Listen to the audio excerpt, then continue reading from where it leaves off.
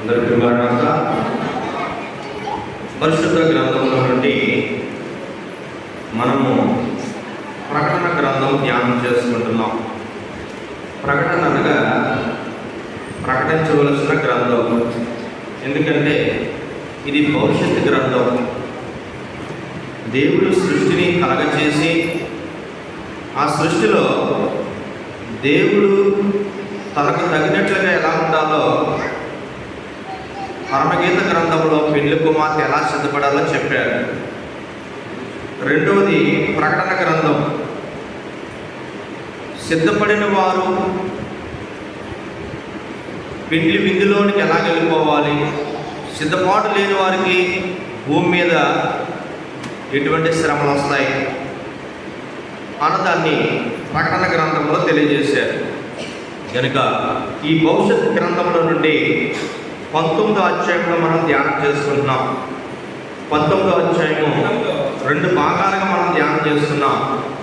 ఇప్పుడు ఈ అధ్యాయంలో 3వ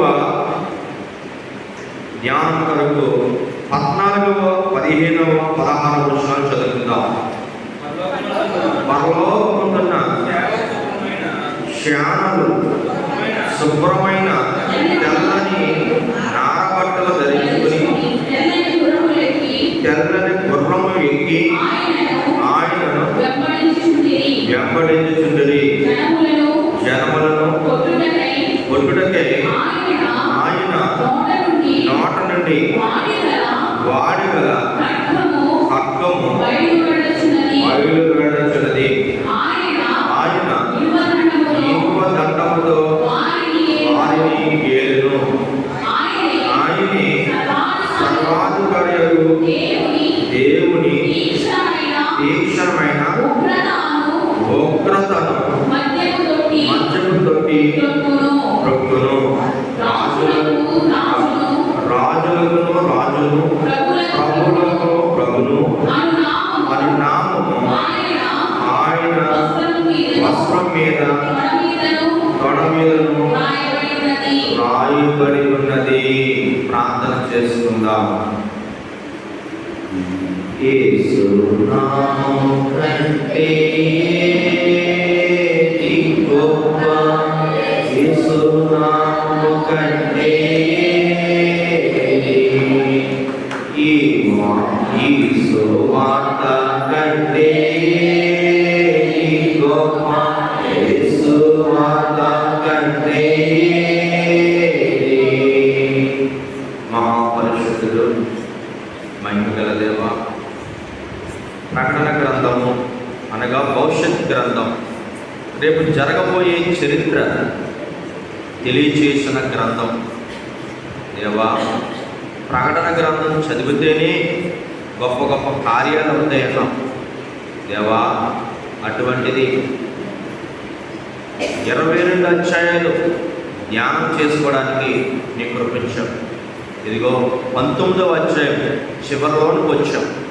దేవా, ఈరోజు మాకు కావలసిన నీ అమూల్యమైన వాక్యహారము మాకు అందించమని, యేసయ్యకి ఇచ్చిన వాక్శక్తిని బట్టి, దాసయ్యకి ఇచ్చిన వాక్శక్తిని బట్టి, యోహాన్ గారికి ఇచ్చిన దైవ ప్రత్యక్షత, దేవదాసయ్య గారికి ఇచ్చిన వివరణ మరొకసారి నీ వేదేలు ప్రార్థనా మందిరంలో ప్రభువా, ఇదిగో నీ ప్రియమైన బిడ్డలమైన మాకు కావలసిన అమూల్యమైన వర్తమానం రేపు భవిష్యత్ గ్రంథంలో నుండి జరగబోతున్న విషయాలన్నీ కూడా తెలుసుకోగలిగే శక్తిని, బలాన్ని, వినగలిగే, గ్రహించగలిగే తండ్రి ప్రభువా, శక్తిని మనందరికీ అనుగ్రహించమని, త్వరగా పెండ్లి కుమారుడుగా రానయున్న వాక్యమైన యేసుక్రీస్తు ప్రభువారిని బట్టి యేసు నామమున ప్రార్థించుచున్నాము మా పరమ తండ్రి.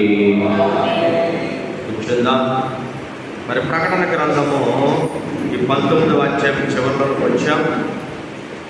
ఇక్కడ మనకు చక్కటి మాటలు కనపడతాయి. 19వ అధ్యాయం అంతా కూడా దేవుడు అద్భుతకరంగా చక్కటి విషయాలు తెలియజేస్తున్నారు. మన దేవుడు చక్కగా పెళ్లి కుమార్తె మరి ఎత్తపడటం, తరువాత పరలోకం తెరబడిన తర్వాత ఒక పెండ్లి కుమార్తె ఎత్తబడుతుంది. మరలా పరలోకం నుండి తెల్లని గుర్రం మీద ప్రభు వచ్చాడు అని మనం 2 అంశాలు మనం ధ్యానం చేసుకున్నాం. ఈ 3వ అంశం ఏంటంటే, ఇక్కడ పరలోకమందున్న శానలు శుభ్రమైన తెల్లని నారబట్టలు ధరించుకొని తెల్లని గుర్రము ఎక్కి ఆయనను వెంబడించుచుండిరి. ఇక్కడ మనం చూసుకుంటే 15వ వచనంలో, జనములను కొట్టుటకై ఆయన నోట నుండి ఆడిగల కక్కము బయలు వెడలుచును. ఆయన ఇనుప దండంతో వారిని వేరును. ఆయనే సర్వాధికారియకు దేవుడు తీక్షణమైన ఉగ్రత అని మధ్యము తట్టును రొక్కుచుంటారు. ఇక్కడ దేవుని ఉగ్రత, దేవుడిచ్చిన 3 గడువులు అన్న అంశాన్ని మనం ఈరోజు ధ్యానం చేసుకోబోతున్నాం. దేవుడు తీక్షణమైన ఉగ్రత, దేవుడిచ్చిన గొప్ప 3 గడువులు ఈరోజు మనం వాక్యాన్ని ధ్యానం చేసుకోబోతున్నాం. ఏంటి దేవుడి తీక్షణమైన పరిస్థితి? ఈరోజు చాలామంది దేవుళ్ళో నేను ఎదగాలి అనుకుంటూ ఉంటారు. అసలు దేవుడు ఏం చెప్పాడో తెలిస్తే మనం చూడండి, అన్ని జనుల నుండి ఎలా మనం దేవుడిచ్చిన ఆశీర్వాదాన్ని పొందగలుగుతాం అన్నదాన్ని మనం ధ్యానం చేసుకోగలుగుతాం. దేవుడు వాక్యం చెప్పాడు, వాక్యం ఇచ్చాడు. ఆ వాక్యానుసారమైన జీవితాన్ని మనకి కనపరచడానికి దేవుడు మరి అన్ని గ్రంథాల కంటే గొప్ప గ్రంథం 66 పుస్తకాల్లో ఈ ప్రకటన పుస్తకం భవిష్యత్తు, రేపు ఏం జరగబోతుందో ముందుగా చెప్పేశాడు. కనుక ఈ భవిష్యత్ గ్రంథంలో ఈరోజు అంశం ఏంటంటే, దేవుడి తీక్షణమైన ఉగ్రత, దేవుడిచ్చిన 3 గొప్ప గడువులు అన్న విషయాన్ని మనం తెలియజేసుకుంటున్నాం. కనుక ఈ 14వ వచనంలో, పరలోకమందు శానలు శుభ్రమైన తెల్లని నారబట్టలు ధరించుకొని తెల్లని గుర్రము ఎక్కి ఆయనను వెంబడించరే. ఆయనను వెంబడించరే. ఒక శాన వెంబడిస్తూ ఉందట. ఎవరిని? పోయిన వారం చెప్పుకున్నాం కదా, తెల్లని గుర్రంపై ఎవరు కూర్చున్నారు? ప్రభువే కూర్చున్నారు. ఇప్పుడు పరలోకం నుంచి ఒక శాన దిగింది భూమి మీదకి. ఎవరు వస్తున్నారు పరలోకం నుంచి భూమి మీదకి? ఒక శాన. ఎవరండి ఆ శాన అంటే? ప్రభు శాన. ఎవరంటారు? ప్రభు శాన. చూడండి, ఈ భూలోకంలో శానలు చూస్తున్నాం మనం. ఒక వ్యక్తి వెనకాల ఎంతమంది ఉండి ఎలా నడుస్తున్నారో, ఇప్పుడు పరలోకం నుంచి ఒక శాన దిగుతుంది భూమి మీదకి. ఎవరు అంటే ప్రభు శాన. ఎవరుండు అని మనము ఆలోచన చేసుకుంటే, ఒకటి యేసుక్రీస్తు ప్రభువారు అంటే భూమి మీదకి వచ్చినప్పుడు ఫస్ట్ ఎంతమందిని సెలెక్ట్ చేసుకున్నాడు?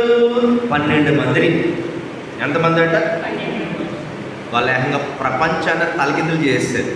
వాళ్ళే అపోస్తులు. మరలా భూమి మీదకి రాబోతుంది శాన. ఎవరంట? ఈ అపోస్తులు.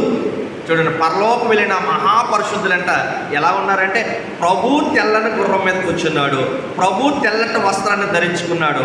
వీళ్ళు కూడా అంతే స్టైల్లో ఉన్నారు.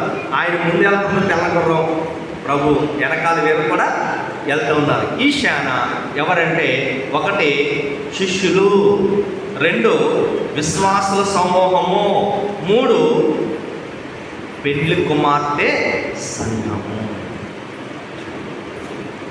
ఈరోజు యేసుప్రభు నమ్ముకున్న వారు ఏంటో, అందరికన్నా మనం ఎలాగైపోయామేంటో అనుకుంటా ఉంటారు. అసలు నువ్వు తయారై వెళ్తే కదా పిల్లల్ని కంటాం, వారు రాత పోవాలని చాలామంది వదిలేస్తారు.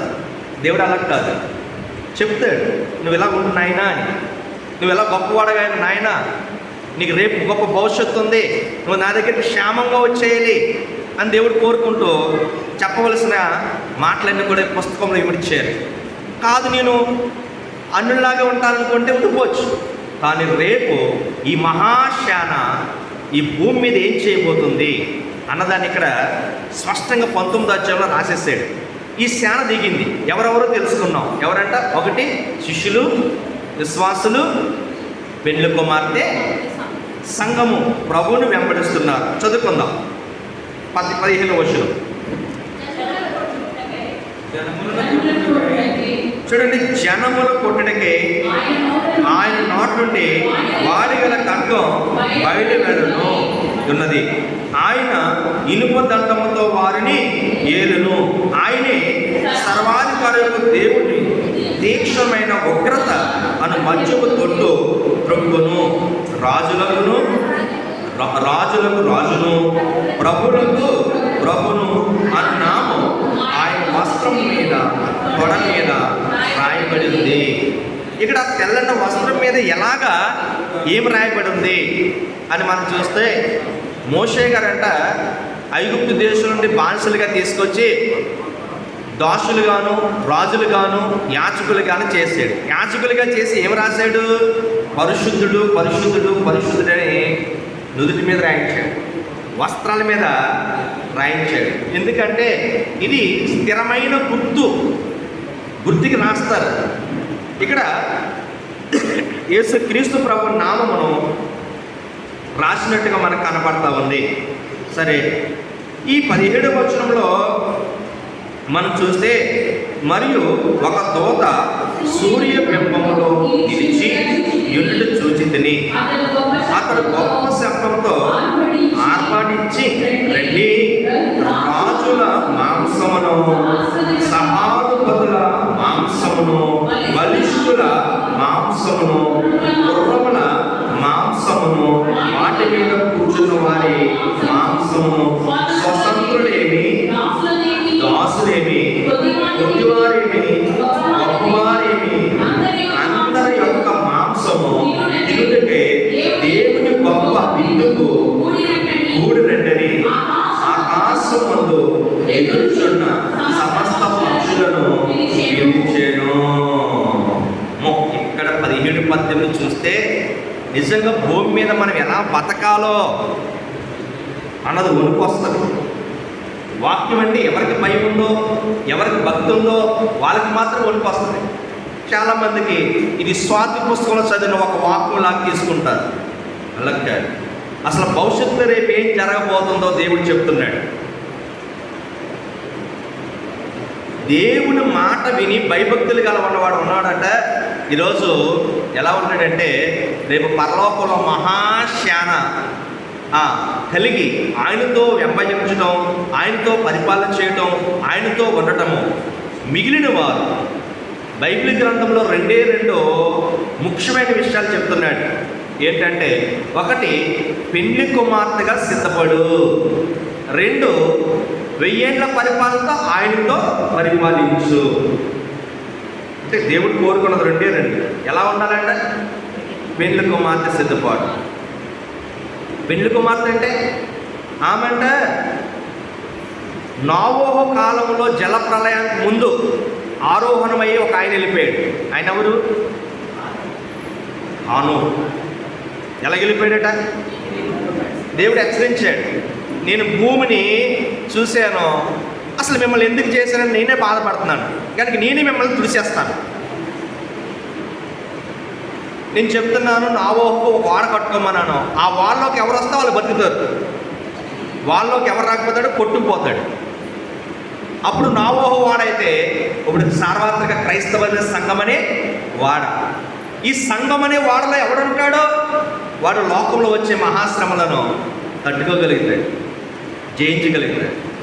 ఈరోజు రక్షణ పొందుకున్న మనం కూర్చున్నాం కదా అనుకుంటున్నాం. ఇక్కడ ఉన్న వారికి ఎంత గొప్ప ఆశీర్వాదం ఉందో, రక్షణ లేని వాడు ఏమైపోతాడో తెలియదు. ఏమంటున్నాడు అక్కడ? మారు మనసు లేని పెండ్లి కుమార్తెగా సిద్ధపడ్డాడంట. ఒక దేవతతో వచ్చి పిలుస్తుంది, రండి రండి మంచి విందు పెడుతున్నాం అని. ఏ విందు పెడుతున్నారంట? అద్భుతకర విందు. అక్కడ 9 మంది కోసం చెప్తున్నాడు అక్కడ దేవదూత.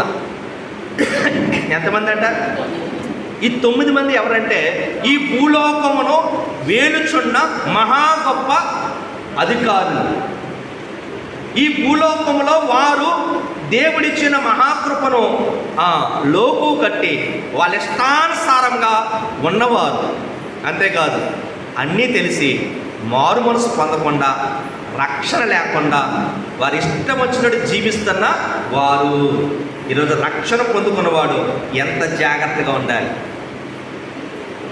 ఈరోజు మారు మనసు లేనివాడు, రక్షణ లేనివాడు అంట ఏమైపోతున్నాడు? పక్షికి ఆహారం అయిపోతున్నాడు, మృగానికి ఆహారం అయిపోతున్నాడు. లేదా దేవుడు ఎవరేం చేయట్లేదు కదా అంటారు. ఈ శాన వస్తుంది.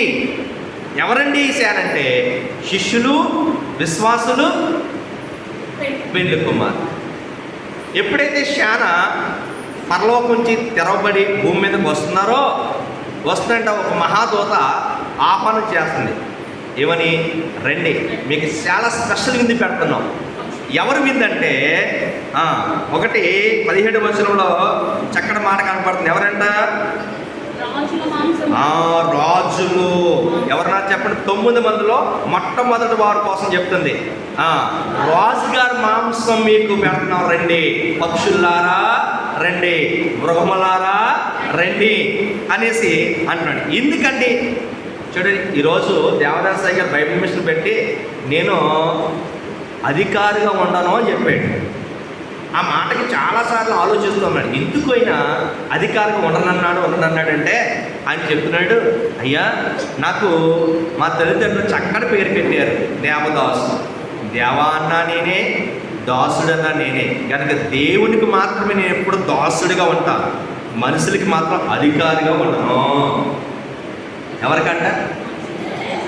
అధికారిగా ఉంటే ఒకానొకప్పుడు సంఘం ఎత్తబడిన తర్వాత, ఆ మహాశాన భూమి మీదకి వచ్చిన తర్వాత ఫస్ట్ పరిపాలించిన రాజు పరిస్థితి ఎలా ఉందంటే పక్షులకి ఆహారం అయిపోతున్నాడు. ఎందుకు? ప్రభు రాజు అని గ్రహించనందున భూలోక రాజులు పక్షులకు కావలసిన విందైపోయారు. ఎవరిని గ్రహించలేదంట? ప్రభువుని గ్రహించలేదంట. పిలాతు అంటాడు, నువ్వు రాజువా అంటాడు. యేసుప్రభు ఏమన్నాడు? నువ్వన్నట్ట. రాజు అన్నా సరే విడిచిపెట్టలేదు. ప్రతి సింహాసనం మీద ఉన్న అధికారి కూడానంట, పక్షులారా రండి, వీళ్ళ పీక్కు తినండి, వీళ్ళే మీకు ఆహారం అని దేవుడు ఆజ్ఞించేస్తాడు. ఆజ్ఞించిన తర్వాత నేను రాజును, నేను పరిపాలించిన రాజును అనడానికి కూడా వారికి అధికారం. ఎవరిని గ్రహించాలి? ప్రభుని గ్రహించాలి. ఈరోజు ప్రభును గ్రహించిన మీరు తల్లిలో చూడండి, 7 ఏండ్ల విందు మనకు ఉంది. దేవునికి స్తోత్రం. ఎక్కడ విందు జరుగుతుంది? పరలోకంలో కూడా విందు జరుగుతుంది. దేవుడు అంట ముందుగా విందు పెట్టాడు. ఏ విందు? అసలు దేవుడిచ్చిన లక్షణాలు ఏంటి? దేవుడు ప్రేమ. నీలో ప్రేమ ఉందా, ద్వేషం ఉందా చూసుకో. నీలో ప్రేమ అంటే విందులోకి వెళ్తావు, నీలో ద్వేషం అంటే భూలోక విందులోకి వెళ్తావు. ఈ విందులో పక్షులు పీకి తింటాయి. ఈరోజు మనం చాలా జాగ్రత్తగా ఆలోచన చేస్తే పరలోకంలో దేవుడు ఏర్పాటు చేస్తున్న విందు ఏంటి? అక్కడ మనం తినే వంటలు కాదు అని చెప్తున్నాడు. దేవుని యొక్క దివ్యమైన లక్షణాలు తెచ్చుకోవటమే విందు. సాతానంటే కొట్టదో తిట్టదో, లక్షణాలు మార్చేద్దంట. ఈడు పరలోకి వెళ్తాడా? ఎలాగెళ్తాడో చూస్తాడు. ప్రేమ ఉన్న వాడికి ద్వేషం, న్యాయం ఉన్న వాడికి అన్యాయస్తుడు, శక్తి ఉన్నవాడు బలహీనుడు, ప్రేమ ఉన్నవాడికి ప్రేమ లేని వాడిగా చేసేయటం. భయంకరమైన పరిస్థితులు. చూడండి, హర్మగదోని యుద్ధము ఇక్కడ మనకు కనపడుతుంది. హర్మగదోని యుద్ధము అని మనం ఆలోచన చేస్తే, హర్మగదోని యుద్ధము ఎవరు వెళ్తారు అని మనము అనుకుంటే ఇక్కడ చక్కగా దైవజనుడు గొప్ప విషయాలు మనకు తెలియజేస్తున్నాడు. ఏంటంటే ఒకటి ద్వేషము, కక్షలు, ధనాపేక్ష, అలాగే భయంకరమైన జ్ఞానం సంపాదించి విమానాలు తయారు చేసి పాత్రము, ధనము, దౌర్జన్యము, ఇవన్నీ ఎప్పుడు ఎక్కువైపోతుందో అప్పుడంట యుద్ధకాలము అది సూచిస్తూ ఉంది. అందుకే హర్మగదోని యుద్ధము ఎప్పుడు జరుగుతుందంటే సంఘం ఎత్తబడిన తర్వాత 1000 ఏళ్ల పరిపాలనకి సరిపిస్తుంది. అందుకే 3 గడువులు పెట్టాడని ఇందాక మనం అనుకున్నాం. మొదటి గడువు ఏంటంటే సృష్టి మొదలుకొని రప్చర్ వరకు ఒక గడువు. ఈ గడువులో పనిష్మెంట్ ఏమీ లేదు. నువ్వు రక్షణ పొందుకొని రాకడికి సిద్ధపడితే చక్కగా దేవుడు పెళ్లి కుమార్తెగా తీసుకెళ్ళిపోయి ఏడేళ్ళ విందులోకి పెట్టుకుంటాడు. రెండో గడువు ఏంటంటే రెప్చర్ నుంచి హర్మగోదోను యుద్ధం, అనగా 7 ఏళ్ల మహా. ఇది కొంచెం కష్టం. ఇక్కడ వాక్యం చెప్తారు, అన్ని బాధలు లేకుండా కష్టాలు లేకుండా కూర్చుని వాక్యం ఉండమంటే చాలా కష్టమైపోతుందండి చాలామంది. మరి అప్పుడు వాక్యం వింటారా? శ్రమలు అసలు వినరు. పెళ్లి కుమార్తెగా సిద్ధపడే సంఘం అంట, పెళ్లి కుమార్తె అనుకుంటుందంట, శ్రమ రాగానే ఈ శ్రమ నాకు ఎందుకు వచ్చింది అని దేవుణ్ణి అడిగి సరిదిద్దుకుంటుందట. కొంతమంది శ్రమ వస్తే అసలు దేవుడే కరెక్ట్ కాదు అని ఇంకా భయంకరమైన శ్రమలకు వెళ్ళిపోతారు. యేసుప్రభు అంటే భూమి మీదకి వచ్చినప్పుడు తనకు తాను విధేయత నేర్చుకున్నాడంట శ్రమల వల్ల. ఎవరు?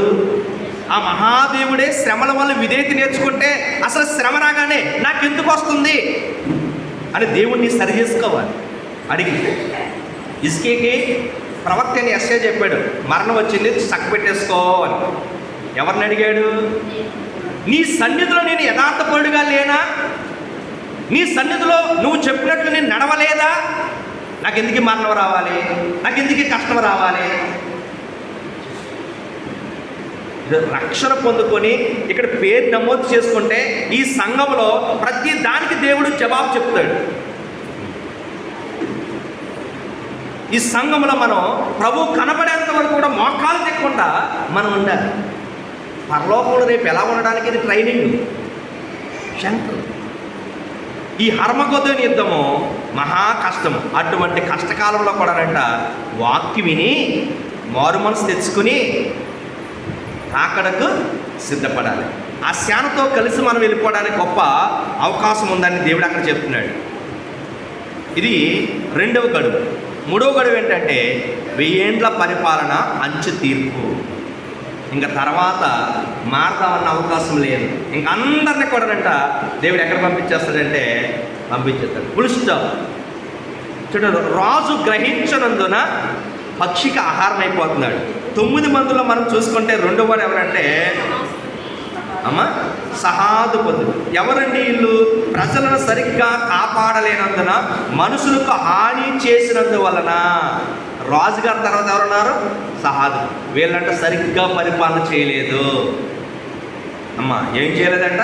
మనుషులకు హాని చేసినందున వీళ్ళ పక్షులకు ఆహారం అయిపోయారు. రాజు ఆహారం అయిపోయాడు, సహాధిపతి ఆహారం అయిపోయాడు. మూడవవాడు ఎవరు? బలిష్ఠుడు. కష్టకాలంలో మనుషులకు సహాయం చేయవలసినందున, కానీ ఈ బలిష్ఠుడంట సహాయం చేయలేదు. సహాయం చేయకపోవడం బట్టి అంటే ఏమైపోయాడు? పక్షికి ఆహారము. దేవుడు ఈ కాలంలో బలిష్ఠులందరూ కూడానంట నీకు ఇచ్చిన బలాన్ని నువ్వేం చేస్తావు? పాడు చేసుకున్నావు. నువ్వెవరికి సహాయము చేయలేదు. ఇక్కడ మనం చూస్తే 4వది ఎవరంట? గుర్రములో. చూడండి, గుర్రము.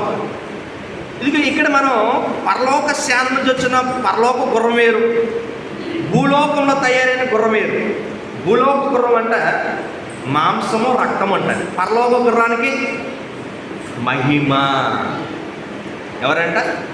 మహిమ శరీరం. ఇప్పుడు సంఘానికి కూడా అంటే ఏ శరీరం సంపాదించుకోవాలి?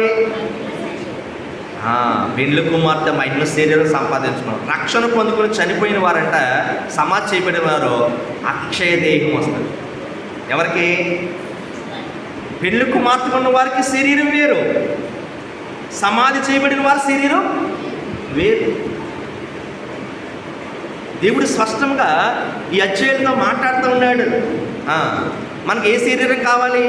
అసలు ఏ శరీరం కావాలో సంఘానికి తెలియదు. ఎందుకు వస్తున్నాం? ఈరోజు ప్రభు మనకు విందైపోయాడు. ఎందుకని? మహిమ శరీరము కొరకు. మహిమ శరీరం అంటే మరణం లేని శరీరంగా మార్చుకోవాలి. ఆనోకంట మరణం చూడకుండా వెళ్ళిపోయాడు. దేనివల్ల అంట? విశ్వాసం వల్ల. దేనివల్ల వచ్చింది ఆయనకి మరణం చూడకుండా వెళ్ళిపోయాడు? విశ్వాసం. ఈరోజు సంఘంలో మనం అందరం కూడా ఎలా ఉండాలి? విశ్వాసం ఉన్నవారు చూడండి అందరికన్నా ముందుంటాం. ఈరోజు నా ప్రభు శరీరం విశ్వాసము నీరు కారకూడదు, విశ్వాసము పోగొట్టుకోకూడదు. విశ్వాసం వల్ల విజయము, విశ్వాసం వల్లే జయము, విశ్వాసం వల్లే స్వస్థత, విశ్వాసం వల్లే అన్ని. విశ్వాసం దేని మీద ఉండాలి? ప్రభు మీద ఉండాలి, నీ సంఘం మీద ఉండాలి, నీ యాజకుడి మీద ఉండాలి. కానీ 2 రకాలు 3 రకాలు మనం పెట్టుకుంటే విశ్వాసం ఏమైపోతుందట? పోతుంది. కనుక ఇక్కడ బలిష్ఠులు వెళ్ళిపోయారు. గుర్రం కూడా ఏమైపోయింది? ఆహారం. ఈరోజు మీ విందు ఏంటంటే పక్షులారా మృగంలారా గుర్రము. ఈ గుర్రం ఎందుకంటే ట్రైనింగ్ ఇచ్చి నిన్ను ఇస్తే నువ్వేం చేసావు? దేవుని మీదకు వస్తున్న వారికి నువ్వు సహకరించావు. అందుకు గుర్రాలారా మీరు కూడా మాంసం అయిపోండి. ఒక క్వశ్చన్ వేస్తాను. గాడిద మీద ఒక భక్తుడు ప్రయాణం చేస్తున్నాడు. గాడిది దేవుడు వెళ్ళొద్దన్నాడు కాబట్టి పరలోకం నుంచి ఒక దూత వస్తున్నట్టు ఏం చేసింది? గాడిది ఆగిపోయింది. మరి గాడిద మీద ఉన్న భక్తుడు ఏం చేశాడు? గాడిద ఎవరిని చూసింది? దేవదూతను చూసింది. దేవుని వర్తమానం పట్టుకొచ్చడం చూసింది. గాడిద మీద ఉన్న భక్తుడు ఏం చేస్తున్నాడు? బిలాము కొడతా ఉన్నాడంట. ఎవరిని? గాడిదని కొడుతున్నాడు. గాడిదప్పుడంట దేవుడంట బాధ చూడలేక గాడిదకి గాడిద నువ్వు మాట్లాడు, నీ మీద ఉన్నవాడు పెద్ద గాడిద. నన్ను కోసం తెలుసు కానీ నాతో మాట్లాడుతున్నాడు కానీ అజ్ఞానంతో ఉన్నాడు. ఈ ప్రవక్త నాతో మాట్లాడవలసిన ప్రవక్త అజ్ఞానంతో ఉన్నాడు. కనుక కూర్చున్నవాడు సరిగ్గా లేడు కనుక ఆ వాహనం ఆయన తీసుకెళ్తున్న గాడిద మాట్లాడుతుందంట. ఏమంటుంది? నేనెప్పుడైనా నీకు ఏ హాని అయినా చేసేనా? నేను ఎక్కడికైనా తీసుకెళ్ళనన్నానా? ఎందుకు నన్ను కొడుతున్నావు చెప్పు?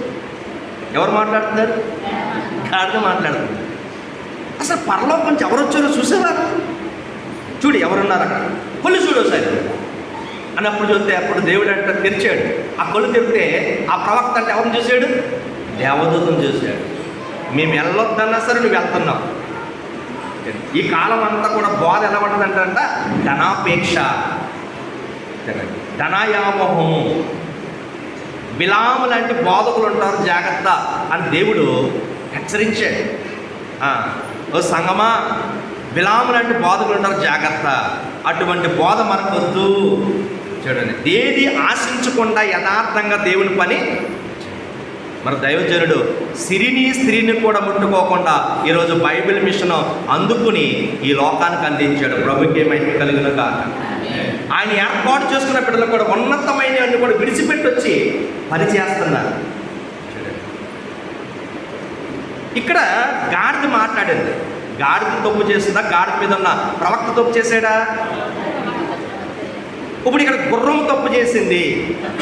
వాడు ఎక్కాడు, నువ్వు తీసుకెళ్ళిపోయావు. ఎవరి మీదకి?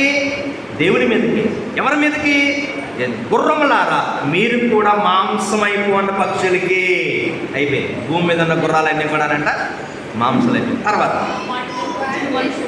అమ్మ గుర్రం మీద ఉన్నవాడు. ఈ గుర్రం మీద ఉన్నవాడు అంటే ఎవరు? దేవునికి తిరుగుబాటు చేయడానికి వచ్చాడు. కనుక వీరు కూడా అంటే ఏమేం పేరు? దేవునికి తిరుగుబాటు అయినందున వారు కూడా మాంసం అయిపోయారు. తర్వాత స్వతంత్రులేమి. అమ్మ ఇక్కడ దేవుని అనుగ్రహించిన స్వతంత్రము మంచి రీతిగా దేని విషయంలో వారు వాడనందున వారు స్వతంత్రులు కూడా గుర్రాలు మాంసం అయినట్లు గుర్రం మీద ఉన్నవారు కూడా మాంసం అయిపోయారు. ఎవరికి? పక్షులు. ఈరోజు దేవుడిచ్చిన స్వతంత్రం మనకు చాలా విలువైంది. దేవుడు మనకి స్వేచ్ఛగా వదిలేడు కనుక మనం ఎంత జాగ్రత్తగా ఉండాలో దేవుడు ఇక్కడ చెప్తున్నాడు. స్వతంత్రులు ఏమైపోయారు? పక్షులు ఆహారం అయిపోయారు. తర్వాత దాసులు. చూడండి, వీళ్ళంట భూమి మీద నరులైన వారు అధికారులకు లోబడి దేవునికి లోబడినందున దాసులు విందుకు అయిపోయారు. ఈరోజు ఎవరికి లోబడాలి మనము? అపోస్తులంట యేసుక్రీస్తు బోధ చేస్తుంటే యూదులు వచ్చి బంధించారు, జైల్లో పెట్టారు. అప్పుడు పేతురు గారు ఒక మాట అంటారు, మేము దేవుని మాట వినాలా, మీ మాట వినాలా? ఎవరి మాట వినాలి? ఈ దాసులు అంటే ఎవరికి లోబడ్డారు? అధికారి ఏం చెప్తే అది చేసేస్తున్నాడు. అయ్యో అది మంచిదా చెడుదా, దేవుడికి ఏమన్నా ఇది చేయొద్దన్నాడా, అలా ఆలోచించట్లేదంటే ఎవరు చేయమన్నారు? చేయమన్నాడు. నువ్వు అధికారికి లోబడుతున్నావే, కానీ ఎవరికి లోబడాలి? దేవునికి లోబడాలి. దేవునికి లోబడకపోవడం బట్టి అంటే ఏమైపోయాడు? పక్షులకి, మృగానికి ఆహారం అయిపోయారు. చూడండి ఆ తర్వాత 8వది, కొద్దివారు ఏంటంట? కొద్ది స్థానంలో ఉండి దేవునికి నమ్మకముగా ఉండకుండా లోబడినందున ఈ కొద్దివారు కూడా విందైపోయారట. ఇప్పుడు ఎవరు? గొప్పవారు. ఈ గొప్పవారు అంటే ఎవరు చెప్పండి? భూలోకంలో చూడండి, గొప్పగా దేవుడు స్థానమిస్తే వారంట లోకంలో గొప్పవారుగా కనపడచ్చు. దేవుడి విషయంలో మిక్కిలి అల్పమైన వీరు తమ గొప్పతనాన్ని సైతాను పక్షముగా వాడుకున్నారు. అందువల్ల గొప్పవారు కూడా పక్షులకు ఆహారం. గొప్పవారైన వారంటే ఎవరి పక్షాన ఉండాలి మనము? దేవుని పక్షాన ఉండాలి.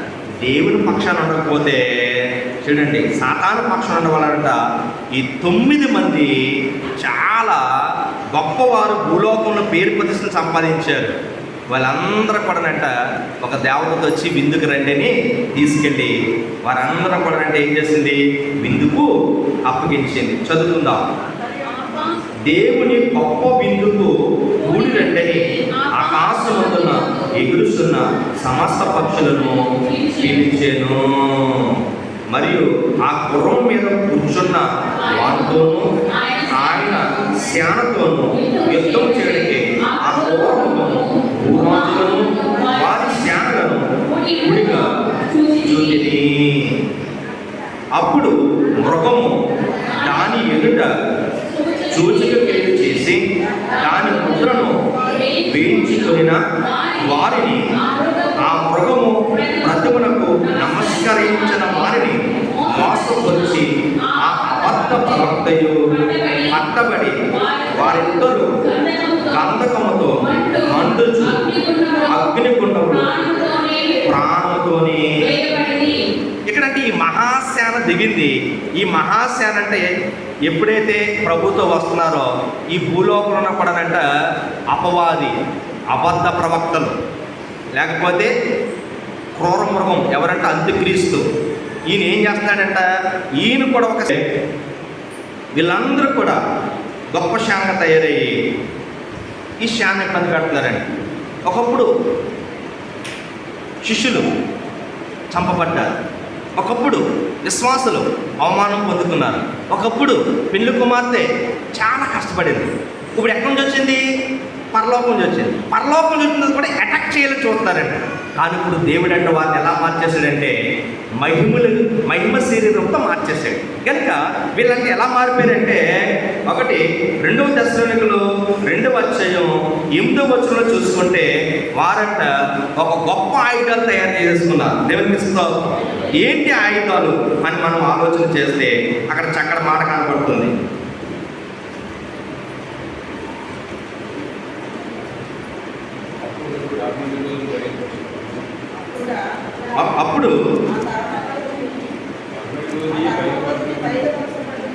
అప్పుడు ధర్మ విరోధి బయటపరచబడిన ప్రభువైన యేసు తన నోటి ఊపిరి చేత వారిని సంహరించి తన ఆగమన ప్రకాశం చేత వారిని నాశనం చేసెను. నశించుచున్న వారు తాము రక్షించబడికి సత్య విషయమే ప్రేమను అవలంబించకపోయారు కనుక వారి రాక అట్టి విషయమే సమస్తమును బలము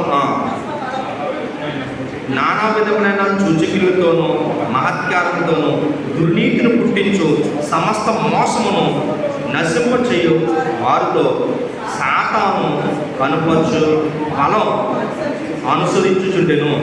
ఇందుచే సత్యమును నమ్మక దుర్నీతి యందు అభిలాష గల వారందరికీ శిక్షించుటకై అబద్ధమును నమ్మునట్లు మోసం చేయు శక్తిని దేవుడు వారికి పంపుచున్నాడు. ఇక్కడంటే దేవుడు ఒకటి ఇచ్చాడు, సాతానికి సర్వశక్తి ఇచ్చాడంట. వాడు సూచక్రియలు చేస్తాడంట. అది ఎవరు నమ్ముతారో వాళ్ళు బలైపోతారు. నువ్వు సూచక్రియలు చూస్తున్నవాడు చూడకు, నీ శరీరాన్ని బలపరుచుకో, నీ శరీరాన్ని శక్తివంతంగా మార్చుకో. ఇక్కడ దేవుడే సూచక్రియలు చేయమని సాతాను చెప్పాడు. వాడు చేసాడంట. చేసిన తర్వాత అంట చాలామంది సూచక్రియలు చూసి పెళ్ళికి మాత్రం కూడా వెళ్ళిపోతాడు.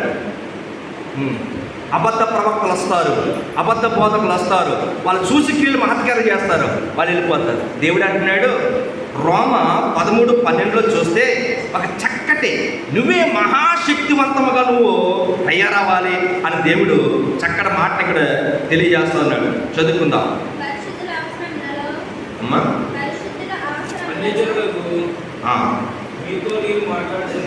13:12 చదువుతాయి.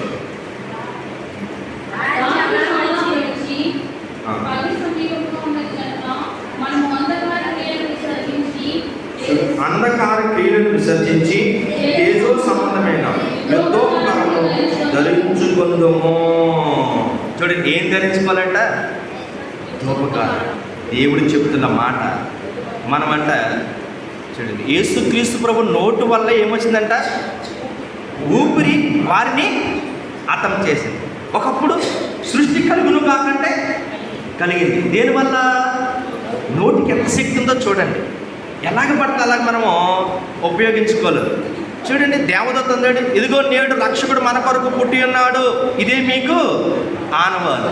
ఇప్పుడు ఆ రక్షకుడే మిమ్మల్ని అందరినీ నాశనం చేస్తున్నాడు. ఎందుకంట ఇప్పుడు సేన జోలికి వచ్చాడు, సైన్యం జోలికి వచ్చాడు. ఏ సైన్యము? శిష్యులు. ఒకప్పుడు శరీరంతో ఉన్నారు, ఇప్పుడు మహా ఉద్యోపకారంతో సిద్ధపడ్డారు. చూడండి, మిఖాయేలు ఆయుధం అంట వెలుగు ఆయుధము. చూడండి, ఈ భూమి మీద ఆయుధాలంట వారు ఏమీ చేయలేవు. ఒకప్పుడు అపోస్తులను కొట్టి చంపేశారు, ఒకప్పుడు విశ్వాసులను కొట్టి చంపేశారు, ఒకప్పుడు పెళ్లి కుమార్తెగా ఉన్న సంఘాన్ని కొట్టారు, తిట్టారు. ఇప్పుడు వారు ఏం చేయలేకపోతున్నారు. ఎందుకంటే వీళ్ళంటే ఎలా మారిపోయారంట? యుద్ధ ఉపకరణలుగా మారిపోయాయి. చూడండి, నీ వాక్యమే ఖడ్గము. ఎఫెసీయులకు రాసిన పత్రిక 6వ అధ్యాయం అంట ఏం ధరించాలి? ఖడ్గం, 2 అంచె గల ఖడ్గము. కనుక ఈ బైబిల్ గ్రంథమే ఖడ్గము, ఈ బైబిల్ గ్రంథంలో ఉన్న వాక్యమే ఖడ్గము. ఈ యేసుక్రీస్తు ప్రభువే మహా ఖడ్గము. ఆయన మాట 2 అంచె గల ఖడ్గము. ఏమైందంట? నశించిపోయారు. నోటు ఊపిరి చేతే నశించిపోయారు. చూడండి, ఏలియా మనలాంటి స్వభావము. ఆకాశాన్ని ఆఫ్ చేశాడు, వర్షం కురిపించాడు, 3.5 సంవత్సరాలు లేకుండా చేశాడు. అగ్ని రమ్మంటే వచ్చింది, బలిపీఠాన్ని వెలిగించింది. ఇంకొకటి, శత్రువులు వచ్చారు, 50 మంది 100 మంది సైన్యం వచ్చింది. ఏం చేశాడు? ఆయన నోటుతో నుంచి వాళ్ళ అగ్ని ఆకాశం నుంచి కాల్చివేయని కాకన్నాడు. అంతే, వాళ్ళు ఏమైపోయారంట? కాదు. దేవుడు అంటున్నాడు, ఈరోజు నువ్వు తయారవు. పరలోకంలో ఉన్న ఆ మహాపరిశుద్ధుడంట దేవుని కోసం ఎంత చక్కగా తయారయ్యాడో, ఈరోజు సిద్ధపడిన వారికి ఎంత చక్కటి బిందు ఉందో ఇక్కడ చెప్తున్నాడు. 7 ఏండ్ల బిందులో సిద్ధపరిచి దేవుడు ఎలాగ వెలుగు సంబంధంగా ఉన్నాడో అలా తయారు చేస్తాడు. మిఖాయేలు ఆయుధం చూడండి, సాతాను కొట్టుకోలేకపోయింది, ఓడిపోయింది, పారిపోయింది. వారిని 1000 సంవత్సరాలు బంధించేశారు. అదే అర్మగద్దోను యుద్ధం. ఆ 1000 సంవత్సరాలు కూడా భూమి మీద చాలా మంచి పరిపాలన జరుగుతుంది. అది 20వ అధ్యాయంలో మనకు కనబడుతూ ఉంటుంది. కనుక ఈ 19వ అధ్యాయంలో ఈ 3 గడువుల్లో సిద్ధపడిన వారు ఒక విందుకు ఆహారం అయిపోయారు. ఏ విందుకంటే పక్షులకు ఆహారం అయిపోయారు. దేవుడు అంటే మొట్టమొదటిగా మనిషికి ఇచ్చిన ఆహారం ఏంటి చెప్పండి? ఫ్రూట్స్. తర్వాత కోరుకున్నది ఏంటి? కూరగాయ. తర్వాత కోరుకున్నది ఏంటి? మాంసం. పక్షులకు కూడానంట అదే రీతిగా దేవుడు ఇచ్చాడు. ఏమన్నారు? మనుషులకి ఎలాగ ఫ్రూట్స్ ఇచ్చాడో పక్షులకు కూడా అదే ఫ్రూట్స్ ఇచ్చాడు. కానంట మనుషులు ఎవరు కోరుకున్నారు? జంతువులు కోరుకున్నారు, పక్షులు కోరుకున్నారు. కనుక ఇప్పుడంట అదే పక్షులకి ఏమైపోయారంట? మనుషులు ఆహారం అయిపోయాడు. దేవుడు చెప్తున్న మాట ఎంత శ్రద్ధగా వినాలి. నీకు ఫ్రూట్స్ ఇస్తే, కూరగాయలు ఇస్తే వద్దన్నావు. ఏం కోరుకున్నావు? మాంసం కోరుకున్నావు. కనుక వీటిని తిన్నావు, ఈ పక్షులు మిమ్మల్ని తింటున్నాయి అని దేవుడు ఒక చక్కటి మాటని అధ్యాయంలో మనకు తెలియజేస్తున్నాడు. ఇప్పుడు పక్షికి ఆహారం అయిపోయిన ప్రజలు కనపడుతున్నారు. ఎవరు వీళ్ళంటే, అన్నీ తెలిసి దేవుణ్ణి గ్రహించినందున, మారు మనసు పొందనందున, రక్షణ లేనందున, పెండ్లి కుమార్తెగా సిద్ధపడనందున వారు ఆహారం అయిపోయారు. కనుక ఈరోజు మనం గ్రహించాం కనుక మనకు ప్రభు ఆహారం అయిపోయాడు. దేవుడికి స్తోత్రం. కనుక ఈ ప్రభు శరీరము, ఆయన మహిమ శరీరంలో మనందరినీ తీసుకెళ్ళిపోవాలి. ఇక్కడ ఎటువంటి బలహీనుడైనా సరే ఏమైపోతాడంటే ప్రభునందు మహా బలవంతులుగా మారిపోతాం. కనుక ఆయన ఆహారం పుచ్చుకుని ఆయనలాగా ఆరోహణమయ్యే ధన్యత ప్రభు మనందరికీ అనుగ్రహించుగాక. పెళ్లి కుమారుని